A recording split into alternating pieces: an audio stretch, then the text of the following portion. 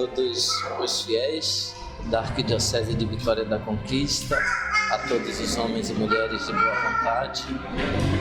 Nesta noite santa, quero desejar um Feliz Natal, um ano novo repleto de muitas felicidades.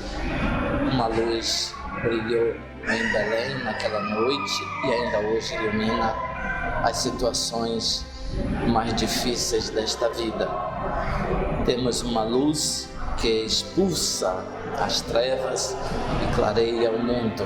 Feliz Natal, muitas felicidades, bom ano novo, boas festas, são os votos meus para toda a Arquidiocese de Vitória da Conquista.